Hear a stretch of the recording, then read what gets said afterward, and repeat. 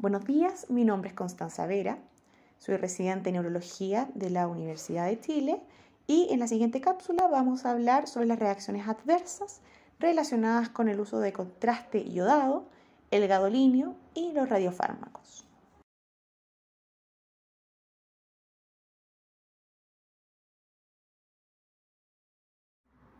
Vamos a comenzar con los medios de contraste iodado, los cuales son ampliamente utilizados tanto antes como en la actualidad. Podemos observar un esquema de la principal clasificación de estos. Primero que todo, recordemos que estos son compuestos hidrosolubles, que son radiopacos y que entre más iones de yodo tenga, más radiopaco va a ser, ¿ya? Y vamos a poder dividirlos en primer lugar en aquellos que son iónicos y aquellos que no son iónicos. Los primeros se limitan a un estudio más que todo de cavidades corporales como la cistografía y también estudios angiográficos como la coronariografía y angiografía de extremidades inferiores. Y los no iónicos, estos tienen un perfil de seguridad más amplio, a pesar que también esto se acompaña de un mayor costo, pero se utilizan en el resto de los estudios, por ejemplo, la tomografía computarizada.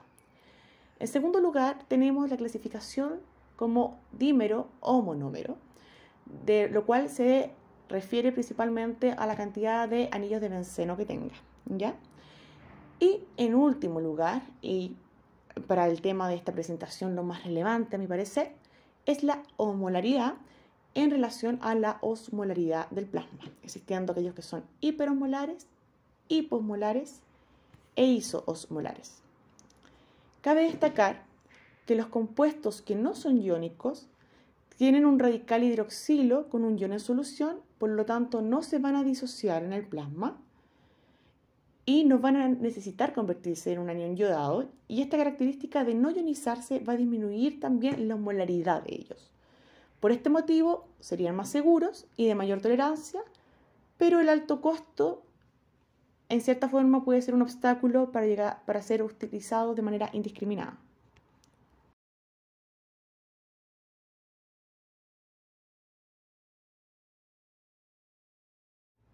Y por supuesto, esto tiene una base fisiopatológica que se entiende mejor cuando hablamos de los contrastes que son hiperosmolares, en el que vemos que al colocar dentro del torrente sanguíneo un componente que es hiperosmolar, se va a producir un aumento súbito del volumen sanguíneo intravascular, que posteriormente va a ser seguido por una salida de este volumen sanguíneo hacia el espacio extracelular. Por lo tanto, voy a tener una disminución del VEC, con un daño endotelial por esta salida también de otras estructuras también sanguíneas como plaqueta, aparte de las células endoteliales, también los glóbulos rojos, y a consecuencia de esta disminución del VEC va a haber una activación de sustancias vasoactivas endógenas, inicialmente que va a llevar a cambios hemodinámicos.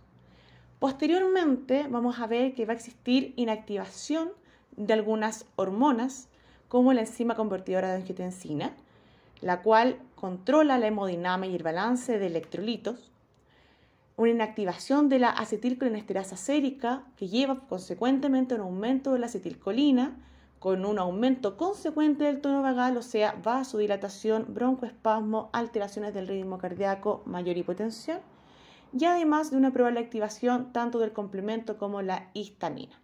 Y no debemos olvidar además que estos medios de contraste iodados tienen paso a través de la barrera hematoencefálica, por lo tanto los efectos también se pueden producir a nivel central.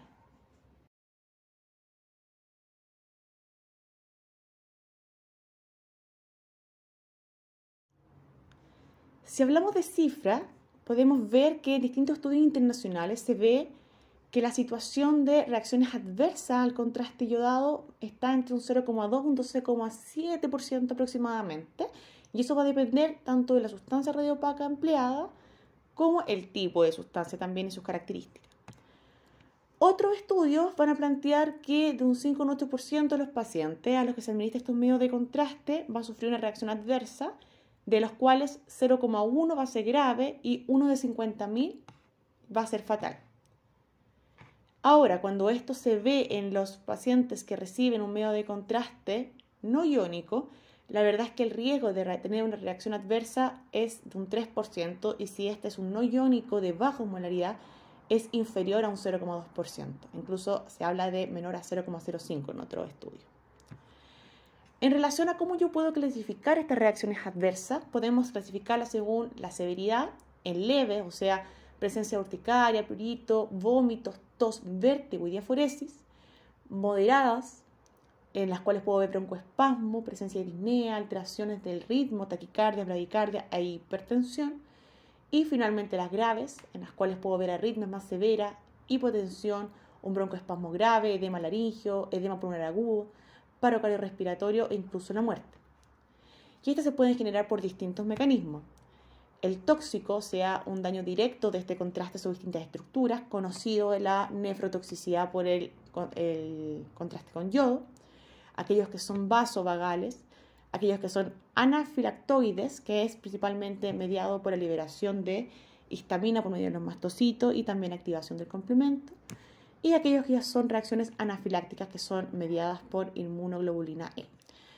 Por eso es importante poder identificar a aquellos pacientes que tienen un mayor riesgo de sufrir una reacción adversa, y en ellos podemos ver los grupos de edades más extremos, menores y mayores de 60 años, antecedentes ya de reacciones adversas, reacciones alérgicas menores también dado con otros medios contrastados o mayores, antecedentes también de asma o hiperactividad bronquial, antecedentes de reacción adversa a algún medicamento, estados metabólicos sistémicos anormales, pacientes que se encuentran, por ejemplo, con un mal control hemodinámico, que se encuentran sépticos, estado del lecho vascular del paciente y también comorbilidades anteriores como presencia de diabetes, enfermedades cardíacas, enfermedad renal, enfermedad tiroidea, hipertensión arterial tratada con beta bloqueadores, entre otros.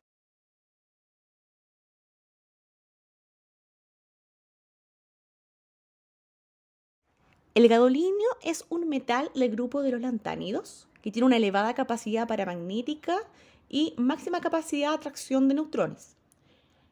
En estado libre, este metal es tóxico, esa es la razón por la cual debe ser quelado, y los quelatos de gadolinio pueden ser iónicos o no iónicos. La diferencia es que los iónicos dan mayor estabilidad a la molécula de gadolinio y los no iónicos tienen menor osmolaridad y son menos viscosos. Acá vemos una tabla en donde se ven algunos tipos de gadolinio que están quelados y se describe aquellos que son iónicos o no iónicos, ¿ya? Son algunos ejemplos, pero la verdad es que desde el punto de vista farmacocinético no hay una gran diferencia entre los iónicos y no iónicos. Ambos son hidrofílicos, no se van a unir a proteínas ni a receptores y van a tener una eliminación por vía renal sin ser metabolizados en ningún momento en que se encuentren dentro de la circulación.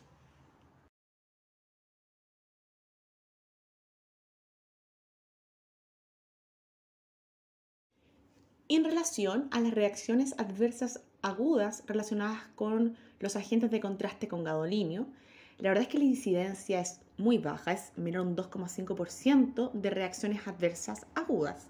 La mayoría de ellas van a ser leves, náuseas, vómitos, cefalea, sabor metálico en la boca, molestia en el lugar de inyección, mareos. Y la verdad es que si se compara con las tasas de reacciones que se generan por la inyección de placebo con solución salina, son similares. 1 de cada 1000 casos van a presentar estas reacciones leves y va a ser más probable que lo hagan los pacientes con antecedentes de alergias de distintos tipos, asma y, ojo, reacciones previas con gadolinio. Aquellos pacientes que han tenido ya reacciones con gadolinio tienen 8 veces más riesgo de tener una nueva reacción y esta segunda reacción suele ser más grave que la primera. Por otra parte, las reacciones moderadas ya son menos frecuentes, 1 de cada 5.000 individuos la presenta, las graves, 1 de cada 20.000, y el riesgo de fallecer o morir por gadolinio es de 1 por cada 400.000.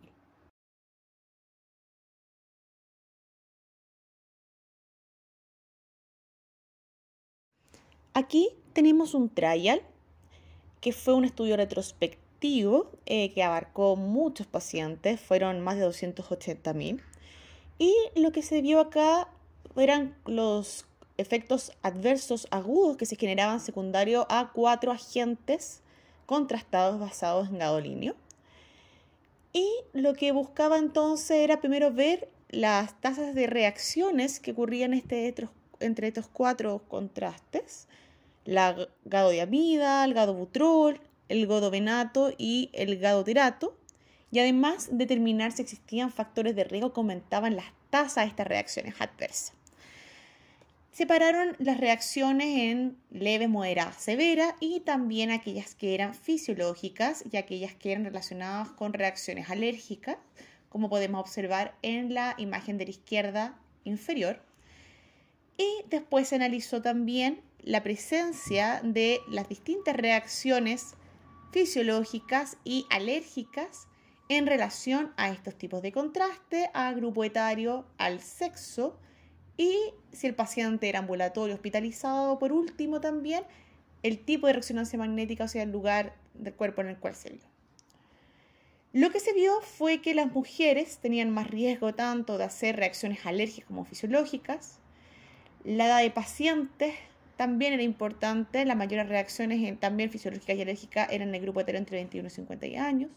Los pacientes ambulatorios hicieron más reacciones alérgicas que los pacientes hospitalizados. Y aquellos también que se sometían a resonancias magnéticas de abdomen o pelvis hacían más reacciones alérgicas. En suma, lo que se concluyó fue que el gadomenato y el gadobutrol se asocian a tasas más altas de reacciones de tipo alérgico, mientras que el gadoterato, el gadovenato y el gadobutrol se asocian a tasas más altas de reacciones fisiológicas. El sexo, por otra parte, al igual que la edad, la localización y el tipo de resonancia magnética, se correlacionarían con las tasas de reacciones agudas. Sin embargo, también se concluye que se requieren de más análisis para poder buscar factores de riesgo de una manera más exacta.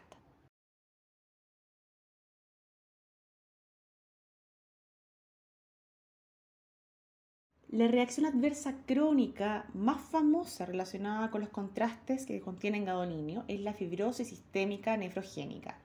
Este es un trastorno que es raro, pero que es progresivo y que generalmente es mortal. Fenotípicamente se observa un engrosamiento de la piel, además de contracturas articulares dolorosas y fibrosis de múltiples órganos, dentro de ellos el pulmón, el hígado, el corazón y los músculos esqueléticos. La población que más se ve afectada con esta enfermedad es pacientes con enfermedad renal grave. Y acá es importante recalcar que ocurre en pacientes con enfermedad renal grave, pero que no se debe a un efecto nefrotóxico del gadolinio sobre el riñón. De hecho, el gadolinio no es nefrotóxico y eso es algo que hay que tener claro. Para la prevención de esta patología, se recomienda no administrar gadolinio en pacientes que tienen una filtración glomerular inferior a 30 ml, utilizar dosis mínima diagnosticada e indicada para el examen y respetar un intervalo de al menos una semana para repetir la resonancia con contraste si es necesario. Y es importante también conocer que el riesgo aumenta en pacientes con insuficiencia renal terminal desde 1,5% hasta 12,1% cuando se administra una dosis doble, como la que se utiliza en estudios angiográficos y también oncológicos.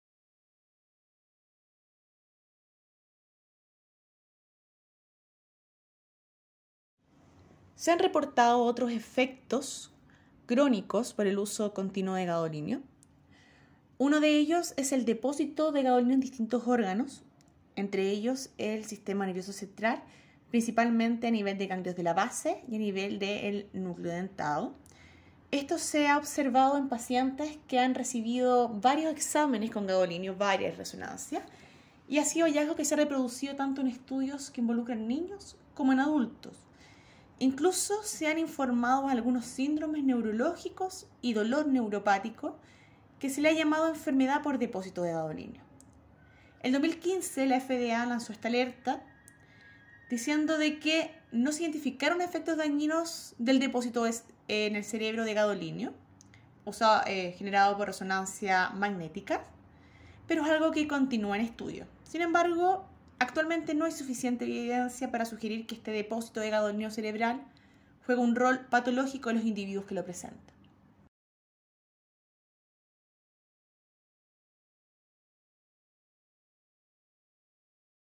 Y por último vamos a hablar un poco en relación a los radiofármacos o trazadores. Esto es una revisión que salió en junio de este año, en el cual se reunió las distintas notificaciones o RAM que se han hecho en relación a estos radiofármacos.